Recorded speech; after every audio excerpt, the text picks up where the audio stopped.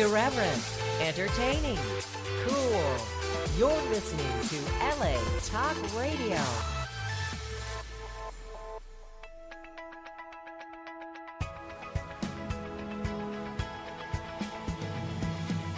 You're listening to Question Reality with Priscilla Leona, right here on LA Talk Radio.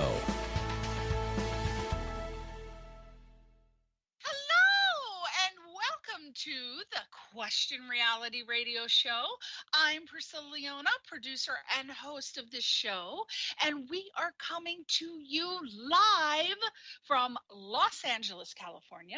Now, for 13 years, we have been providing our audience with entertainment industry career advice. And this show is for you if you are questioning your career reality about pursuing a career in show business, or if you already are working in the entertainment industry and you just need some tips, advice, or resource information on how to elevate your career status. Well, we are again the right show for you.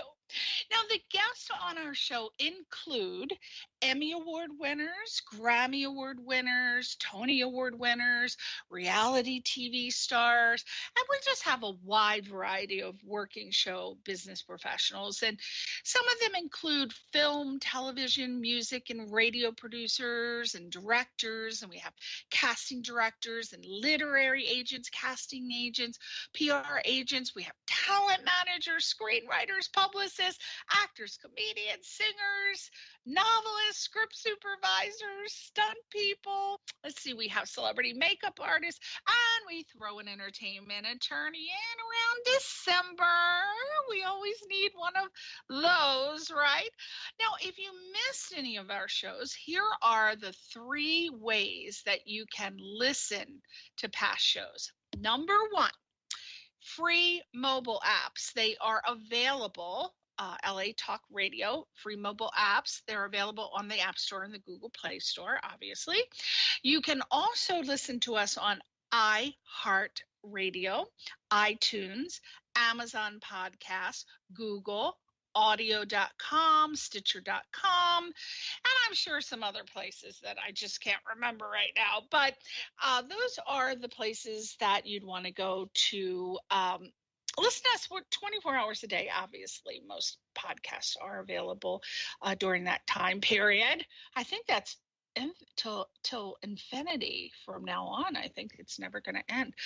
Also, you can listen to us from the archive page, which is right on the website. So listening directly from the website right now, after the show, you can listen to another one of our shows. Look for the title of the show if you want to put us aside and come back later, Question Reality. And you can also do a search under my name as well. And we ask that you do us a little favor for us. We would love for you to please subscribe to our podcast via Apple Podcasts, and also go to our social media sites and follow us or give us a little thumb up. And it is, as I bring up every week, I talk very, very seriously about branding. It's like my tip to you. When you are, especially with social media, but just in general, you want to brand yourself consistently. Branding is so, so important. And under my branding, instead of going with Question Reality, which is my radio show, I decided to make it my name, because in life you could change careers and then Question Reality would not apply anymore. So we ask that you look us up on Facebook and Twitter and Instagram and Snapchat and TikTok. Yes, so many social media sites under my name, which is Priscilla Leona. And again, please, when you're starting out in any career, this is for our youngsters, but make your branding consistent so that people can find you on Google or on any browser. You don't want to have your name spelled differently, like Priscilla Leona or Priscilla L and then the last name, or so you keep it consistent, because that way people can find you. Try to avoid cute names or titles like actress Anna. Unless you're Cher or Madonna and you've already established yourself, you don't want to do that. So again, consistency, make that happen in your world. Finally, if you want to be booked on our show or refer someone to be a guest to promote themselves, showcase their projects or products, and just help listeners by providing career advice, you got to listen carefully, because we're going to do a little switch. You've got to go to our official website, which is questionrealityradioshow.com. Questionrealityradioshow.com. Not the website that you're listening to us on now, which is obviously latalkradio.com. This is the website that we air the show on. So again, go to Question Reality Radio Show, and you can see our annual guest schedule, who the upcoming guests are. You can also see who our past guests are as well. And you might want to go there and take a peek at who the upcoming guests are, because it might be a career field that you're interested in pursuing. So we have the name, we have the title of the person, and we have their website, so you can check them out in advance before listening to them on our show. So again, to submit, to be booked, just click the contact link. Really, really easy and short. We just need your name, email, title, and website, and that's it. And you will be submitted for consideration. Now, today we have, this lady is so beautiful. I'm so happy to have her on the show. It's been a while since I've seen her perform in a film. Tell you a little bit about that later. But I want you to go to her website. And again, we're all about being supportive of our guests. So we ask that you go to their websites and their social media sites, and you follow them or give them a little thumb. If you want to do it now, great. If you want to wait until after the interview to see how fabulous she is, you can. But her website is Debra Lord Cooke, DebraLordCooke.com. She's also under that name on IMDb.com, which stands for International Movie Database. It is where all the films and actually entertainment, I'll just put it out there, in front of the camera, behind the camera.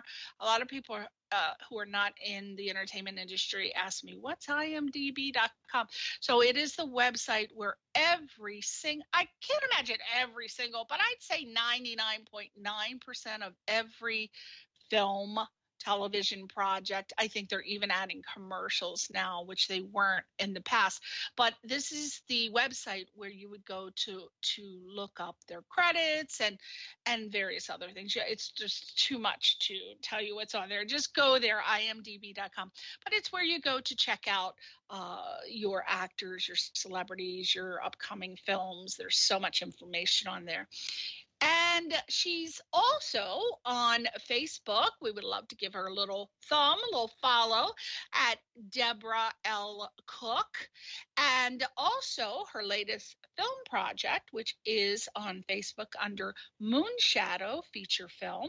So please go there and give her a little follow. We would appreciate it. Now, let me tell you a little bit about her. I don't want to go into too much. We want to explore together. But she is an actor. Debra Lord Cooke is an actor, a producer, a casting director, an acting coach. And today the show topics are going to be, we'll be discussing Debra's latest film project entitled In the Moonshadow. Now, how cool is that title? I couldn't even think that title up. That's a wonderful title. I love it. Debra was the managing producer as well as actor in the feature film In the Moonshadow, and it just won finalist Best Feature at La Femme International Film Festival 2020. We'll also be discussing the audition do's and don'ts. We'll be asking for her tips, advice, and maybe some resource information. And also conquering audition nerves. We're going to talk about the importance of support and network and training and just sharing information and helping others within the entertainment industry. So she will be more than happy to drop that knowledge bomb on you, I'm sure. Real quick, Debra Lord Cooke's casting director credits include Man Without a Face. Remember that fabulous film? It was directed and starring Mel Gibson.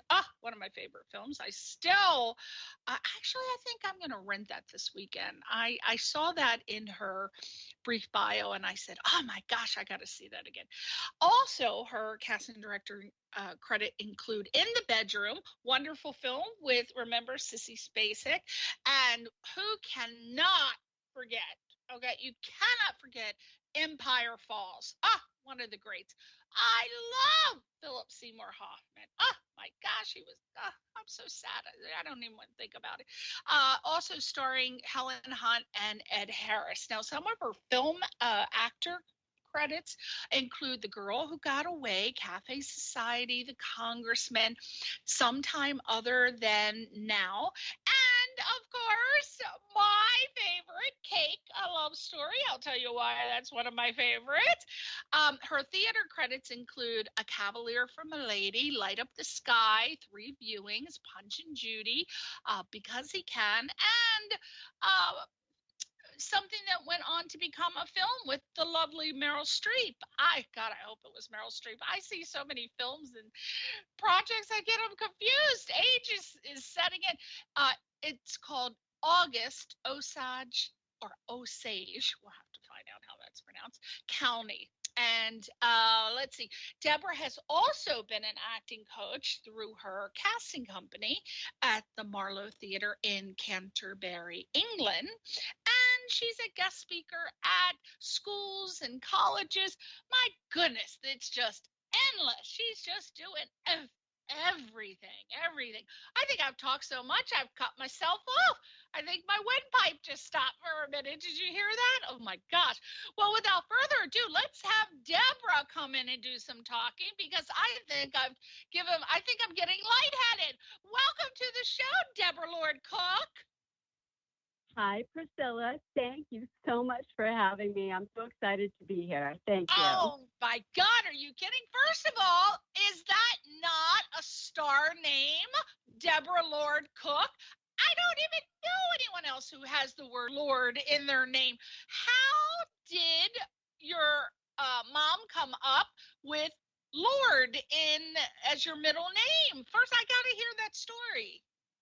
Well, Lord was my maiden name, so that's so I kept that because being our family in Belgrade, Maine was a long-term family. There are many generations, and I just felt that I wanted to keep that as part of my name. So that's how that happened.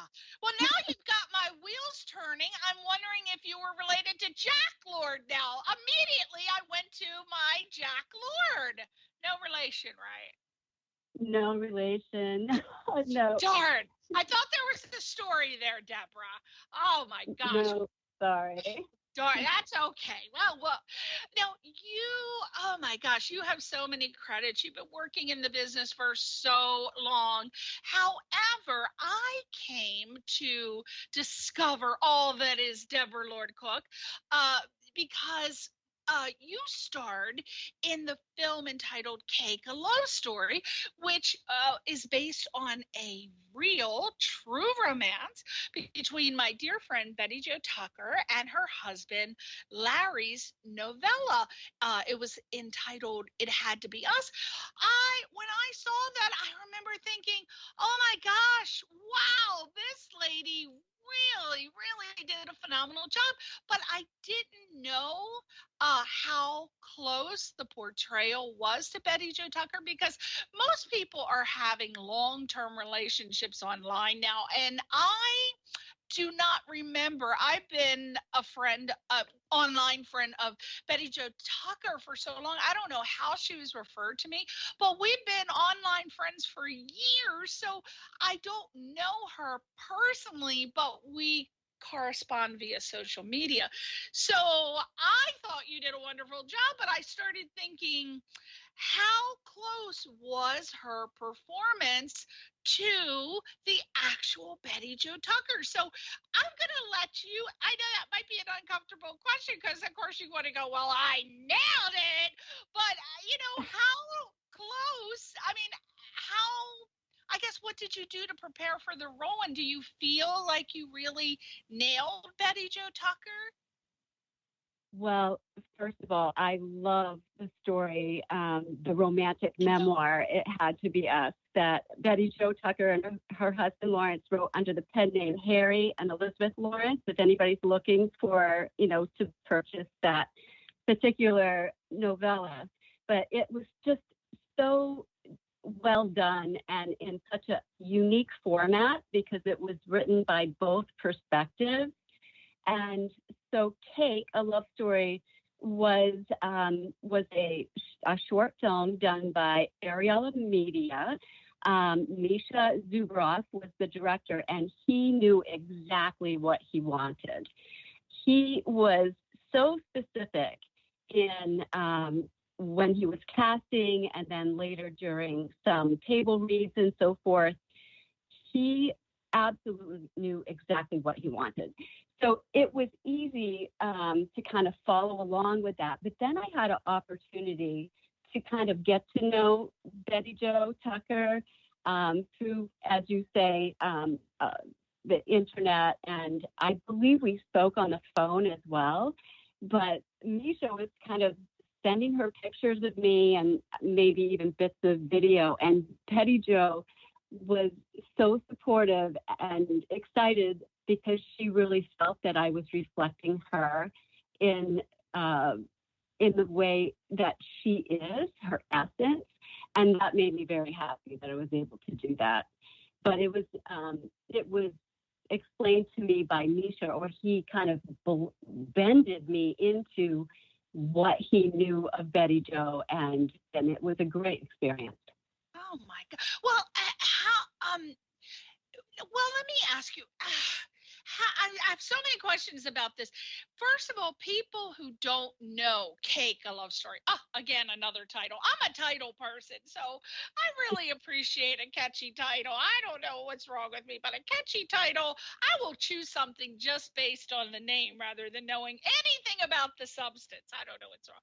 But for those who don't know, obviously, this is for real, like this, you gotta see this film because it is a real true story.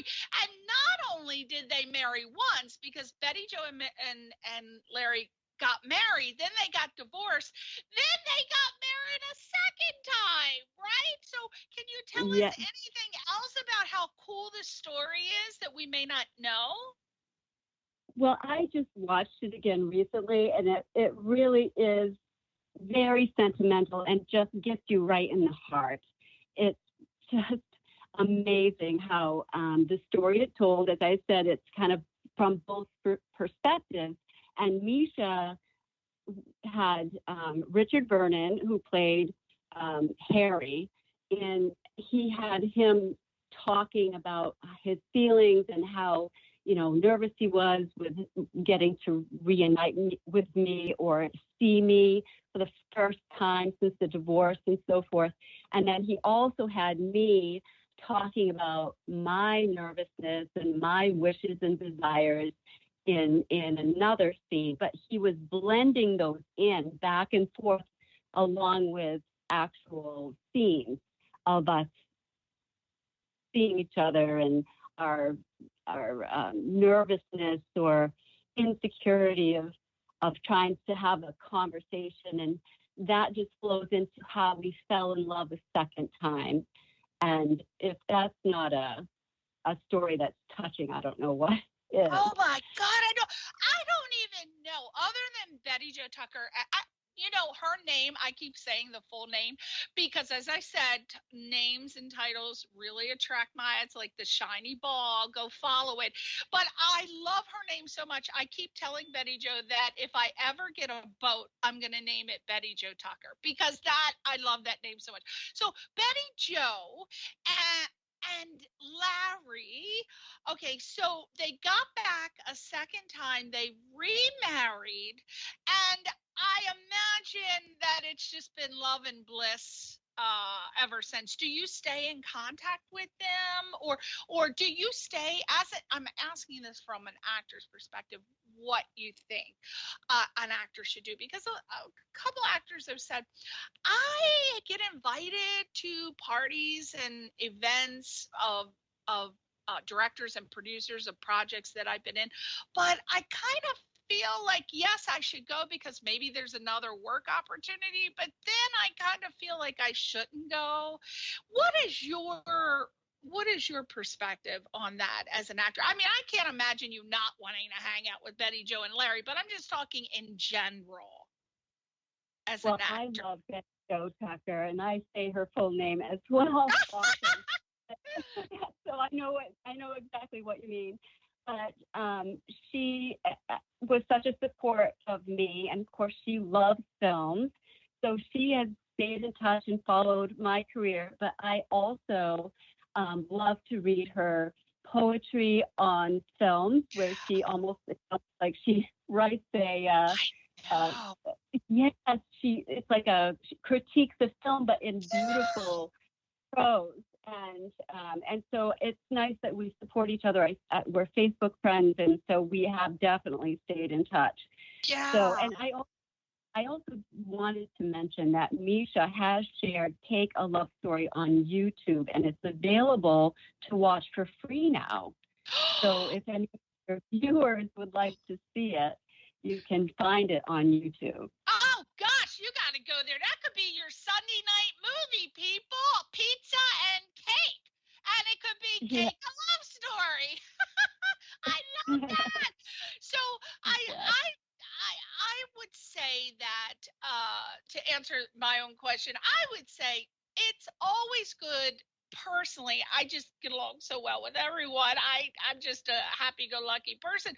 But if you're having feelings as an actor where you don't want to really, go to events or parties, don't go. If you feel uncomfortable and that's not your cup of tea, then don't go. But if you want to go, just go. Networking is always an opportunity because obviously these are directors and producers and people that have worked with you. So I would say definitely go because there's always an opportunity to get a referral for the next project. So I just answered the question. So that's my feel on it. I don't want to spit that's all right. But I totally agree with you. Networking is so important, and to have people, recognize your face and say hello and let them know, what type of person you are. And, maybe they'll feel that you're going to be easy to work with, which is very important, reliable, all of that. So I totally see that. If you have an opportunity to network, go do it. Absolutely. Yes, they're not, if they're inviting you for a reason. So, yeah. Now, let's move on to this. Okay. Debra Lord, oh gosh, now I'm going to be saying your whole name. Because you've got one of those names too, Debra Lord Cooke. Oh my God, I can't stand it.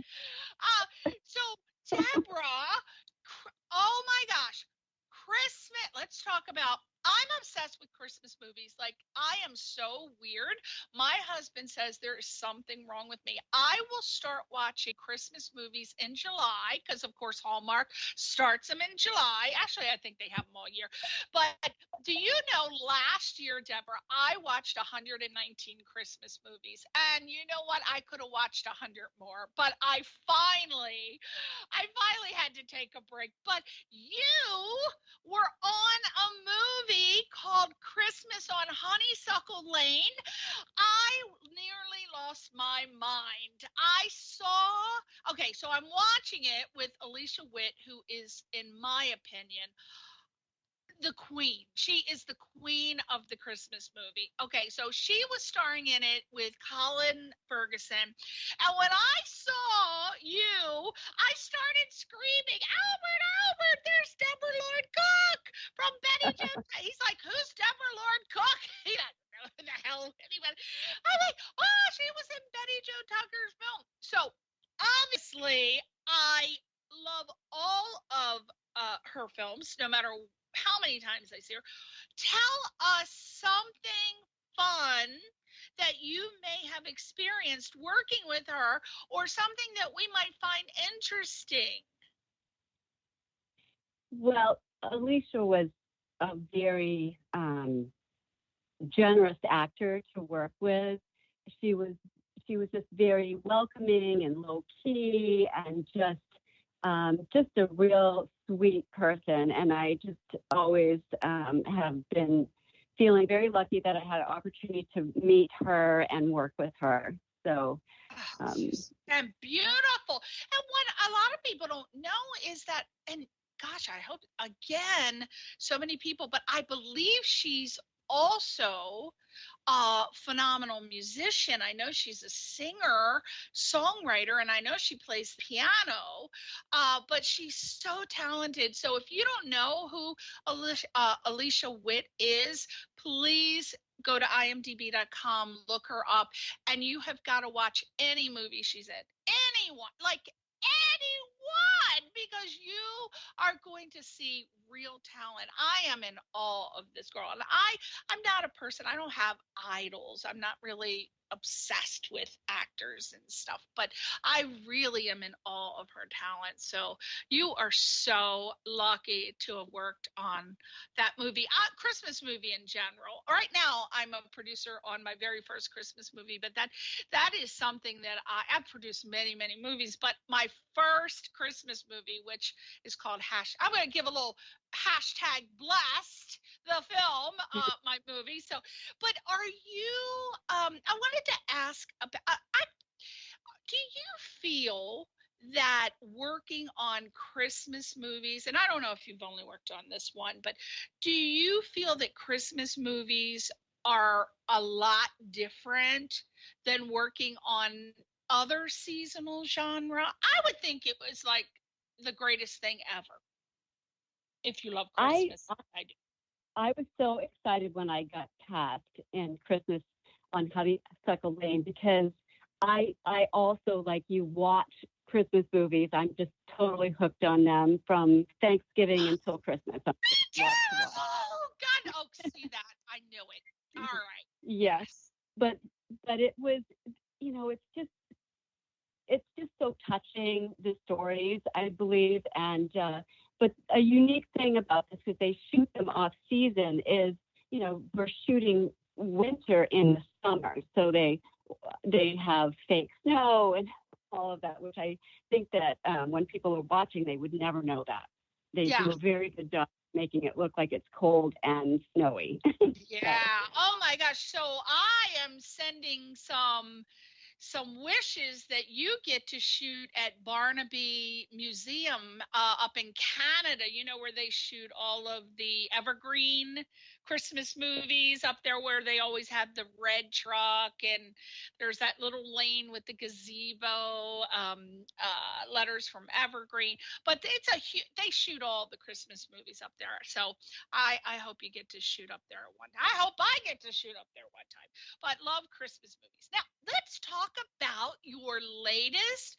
I can't say your latest, because when I was looking on IMDb, 3 films that you're in just completed. But let's focus on In the Moon Shadow. Oh my God, whoever came up with that title, again, with my obsession of title, I love it. So you acted and produced this feature. You said, now, there's a lot of people who are going to ask, what is a managing producer? And I feel like you should be the one to explain that in relation to this film, because that's what you did. So tell us, what you did as a managing producer. And I also want to talk about, you guys were recently signed with Green Apple Distributors, and a lot of people don't really understand what that means for people to acquire film distribution. So can you briefly explain those things? Okay, sure. In the Moon Shadow was a film that I was originally cast as an actor only. It was the third project that I was working with director Elvin Case. He is out of Boston, and he wanted to have me involved as playing a sister in this new idea that he and his brother Edward had. And he's a brilliant filmmaker. And so I had worked with Alyssa Pizzell in Cafe Society, and I thought she would make a perfect sister for me because of our chemistry and how well we work together. So we did a stage reading in New York City in February of 2017, and everything was going great. The funding was in place. But in May, I got a call from Elvin saying that the funding had fallen through, which we were absolutely devastated about. And so a couple of weeks later, Alyssa and I had gotten together and decided we were going to produce this movie. We were going to raise the money so that we could do it. And the climax of the movie is the total eclipse of the sun. And we shot in Nebraska during the actual total eclipse of the sun in real time. So we had a hard deadline of August 17th, 2017 to raise the money and get everything together to do that. Well, in June, a very good friend of mine, Thomas Kesselis, got in touch with me, and he wanted to help us. He was going to help us with funding and fundraising and all of that, which we absolutely needed, all the help that we could get. He was such a great help to us that we made him a producer as well. So it was the three of us that were producing, and Tom gave us each title. And because I was handling the accounting and the scheduling and the crewing up and, connecting with Elvin and all of those details, he termed me as managing producer, even though there's not really an industry title of that, but that's what stuck. Right. And he was the finance producer, and Alyssa was the artistic producer. And that's how we formed our team in record time, raising money to shoot this film. And we shot it backwards. We first shot in Nebraska because we were that crunched. We had to raise the money and go right into production in Nebraska. And then we immediately raised the rest of the money and shot the rest of the film in Maine. On a lake, which is Great Pond, which is where the movie On Golden Pond was written about. Mm-hmm. And so we have some beautiful footage, amazing footage of the eclipse, thankfully, because there could have been a cloud. We were very lucky. And we put the film together. We had New York Women in Film and Television be our fiscal sponsor during the post-production process. And we actually completed the film and had great response in some film festivals as a work in progress. And the first feature film festival that we were in was La Femme International Film Festival as a completed project. And because of the pandemic and everything, all the other ones had been canceled. So we were so excited and felt so rewarded when we were given finalist best feature film by La Femme International Film Festival. So that was pretty much the story. And the question, a lot of people don't understand what it means to acquire film distribution, feature film. You don't always get it. Tell us what it is, and what can a producer, a novice producer or director do to reach the goals of at least coming close to being perfect so that you can possibly get distribution? that is distribution is kind of a tricky thing to acquire, especially for our very low budget feature film, and us struggling to make the best product we could possibly do, as well as getting it placed in very good film festivals and getting some notice that way, allowed us to attract a distributor. And the distributor is very important, I believe, because they have the contacts in the industry. They work daily with, people.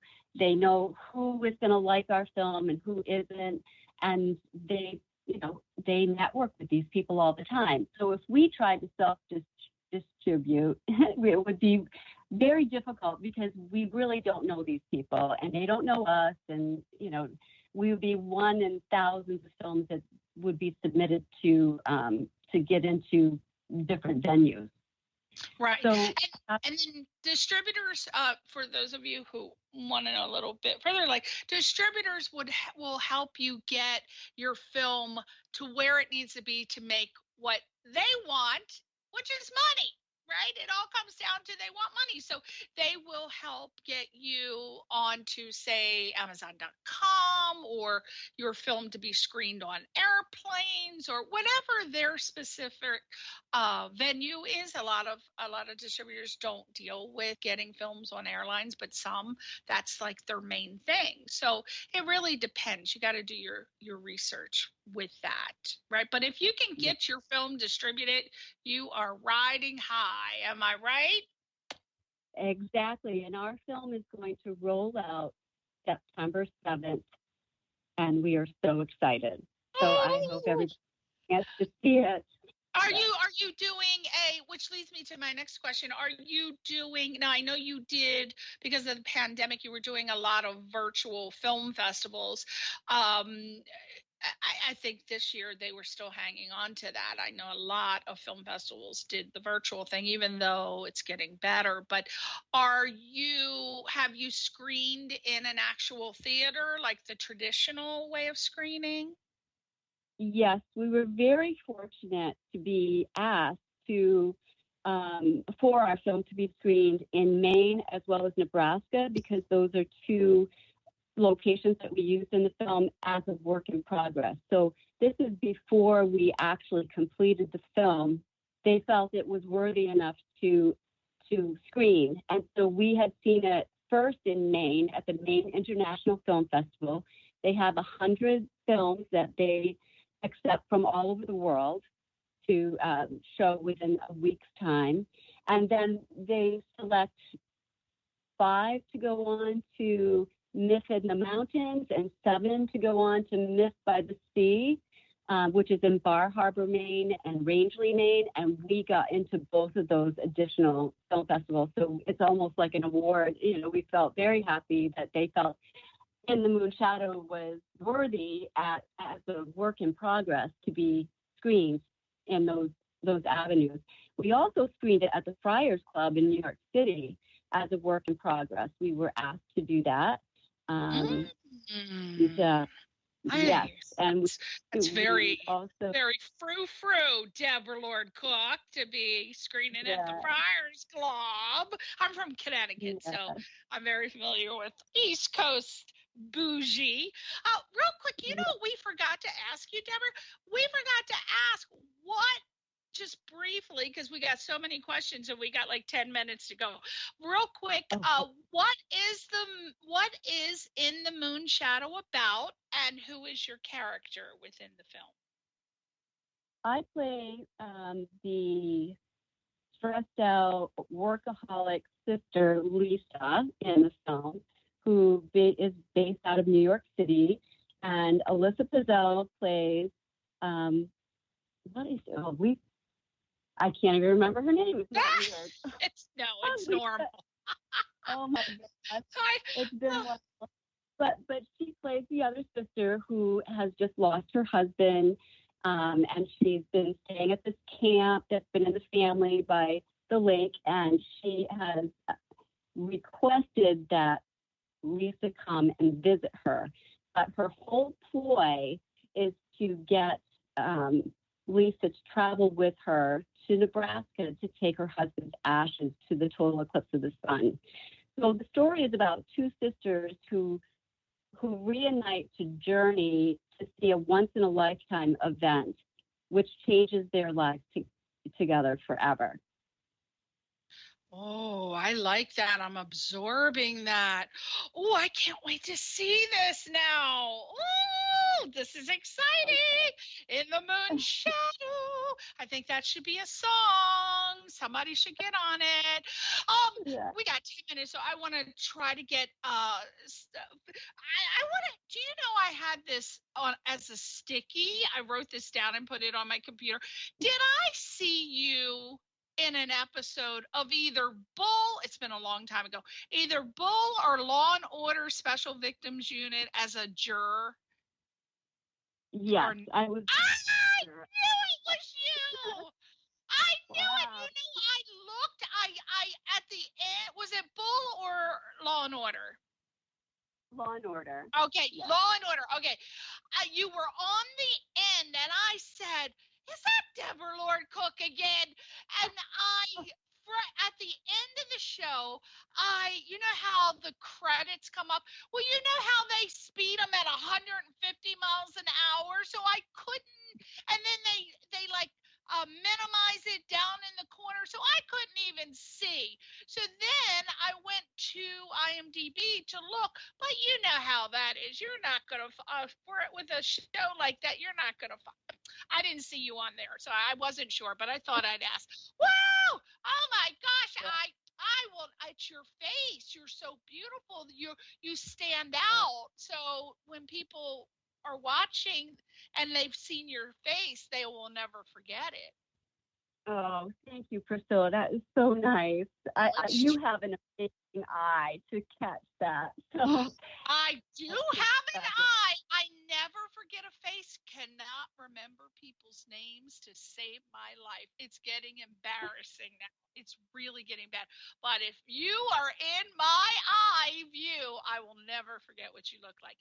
Real quick, give us some audition do's or don'ts. A lot of people, you know, especially beginning actors, because you were a casting director.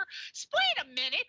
I want to get this in there because you were a casting director on one of my favorite movies. I definitely want to talk about that just like for 1 minute, what it was like casting Man Without a Face was directed and starring Mel Gibson. Just what was it like? Oh, it was amazing. I was the location casting director in that, but I did work with Marion Doherty, which was wonderful. I was very young, and I was really shocked that they actually hired me. It was my very first major feature film casting, and I was responsible for about 1,200 background extras, as well as some speaking roles and stand-ins and all that, and scheduling and fittings and making sure everybody showed up on set. So it was a very, very challenging project, which was great. And you know, the interesting thing was the unit production manager was Sharon Mann, and I worked with her. She insisted that I work with her on Empire Falls. So that was the last feature film. So that's the tie in there. Is I worked the first film with Sharon with Man Without a Face, and my last feature as a casting director with Empire Falls. Oh my gosh, two great films. And did you get to see that? So Mel Gibson was in his hottie days during Man Without a Face, right? Did you get to see him live? All the time. I saw him all the time. Oh my God, is he sweet? He was so fun. He was very, you know, trying to keep everybody in a good mood, and you know, everybody was stressed at sometimes, and he would just come in and just do something funny, and he was great to work with.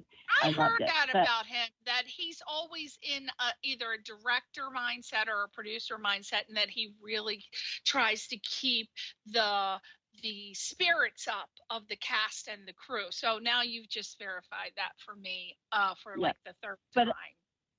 Yeah. Would you like me to go quickly through some audition do's and don'ts? Because Yes, I do. Yes, I do. Oh, please. I'll do it very quickly. So I think always be prepared. Have your lines down. Be off book. You can still hold them just in case, but be on time. Never be late. Don't come in and apologize for why you're not going to be as good as you might be because your dog gets, sick, or, there's always people that come in and want to tell you why they're not going to be perfect. And so after a while, the casting director get really tired of hearing excuses, but just go in there, be on time, make a big choice of how you're going to play that character.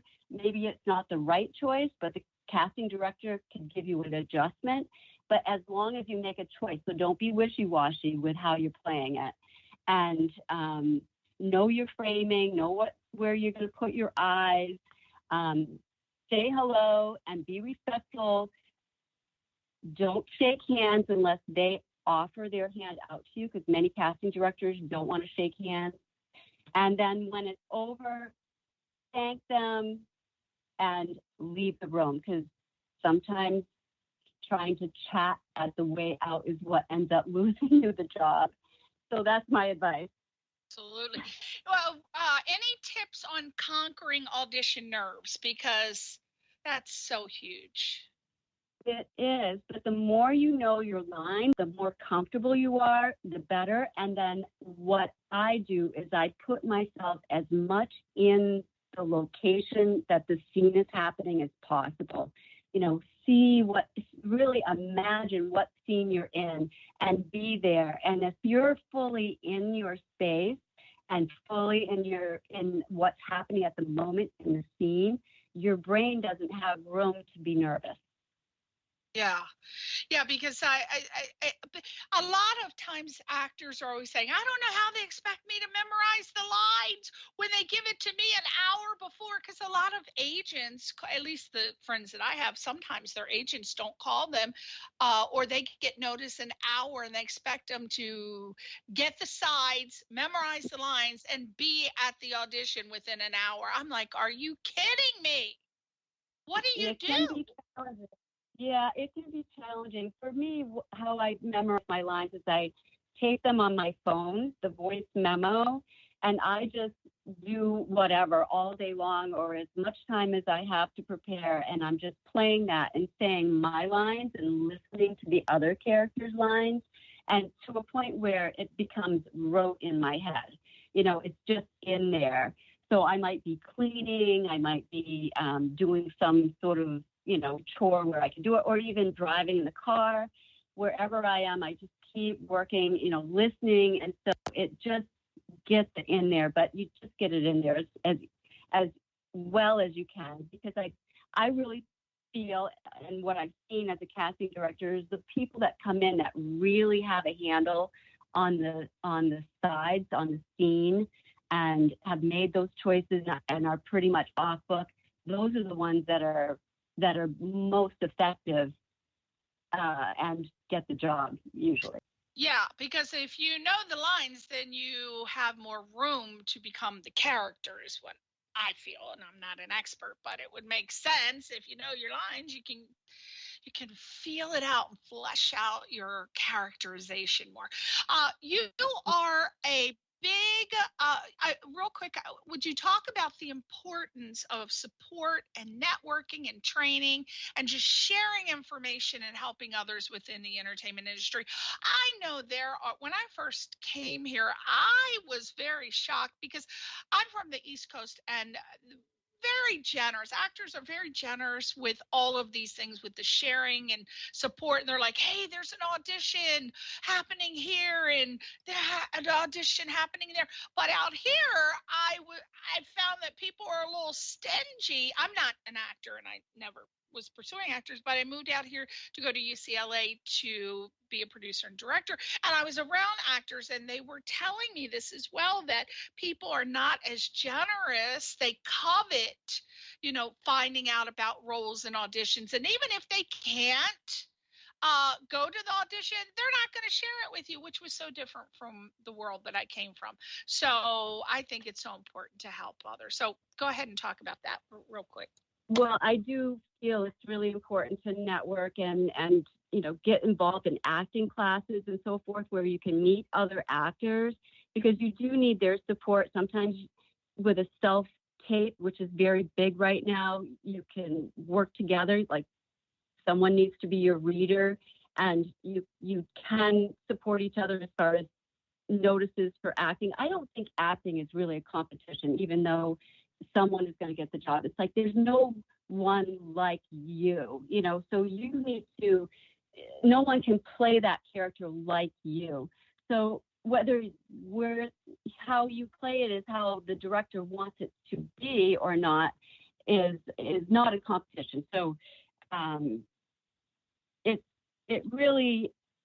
it's all about being the best actor that you can be. I don't feel like I'm in competition with other actors, and supporting each other in that way. I think we all get better. We can all pull each other up to the next level.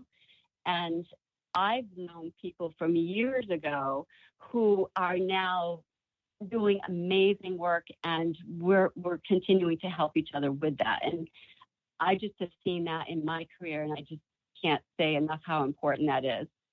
Absolutely. So share, people. Be generous of heart and spirit and mind. I personally believe in karma, and it all comes back. If you lend a little hand, you're going to get 10 fingers plus 10 toes. So be generous. Okay. We have to say goodbye to our gorgeous, sexy, I'm not going to say voluptuous, because you're very svelte. Very svelte. By the way, congratulations. Our Debra Lord Cooke's getting married next month. I got to say, to land another husband at our age, woo, you go, girl. Yes, I'll be working on my second one in a couple years. So maybe we'll have to get together and give me some pointers. But congratulations. I'm so happy for you.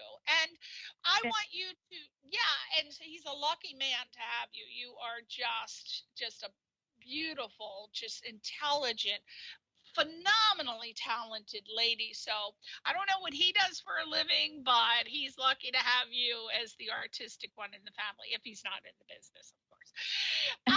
DebraLordCooke.com. Go to her website, DebraLordCooke.com. Look her up on IMDb. You will be amazed at all of her credits on IMDb. She's done so many things. Give her a little finger. Oh God, a thumb on on Facebook. That was a Freudian slip. I was thinking second husband. I don't know what's going on. Debra L. Cooke, and Facebook, Moon, a Shadow feature film. Thank you, Miss Debra Lord Cooke. We want you to come back and promote some of your future projects. Will you come back and talk to us again? I will, absolutely, Priscilla. This was fun. Thank you so much for having me. Thank you, Miss Debra Lord Cooke. All right, I'm going to have to buy 2 boats now. Betty Jo Tucker and Debra Lord Cooke. That's just it. That's it. I got to hit the lottery. I'm going to buy tickets tonight. All right, everybody. Thank you so much for tuning in. We'll see you next week on Question Reality. Bye.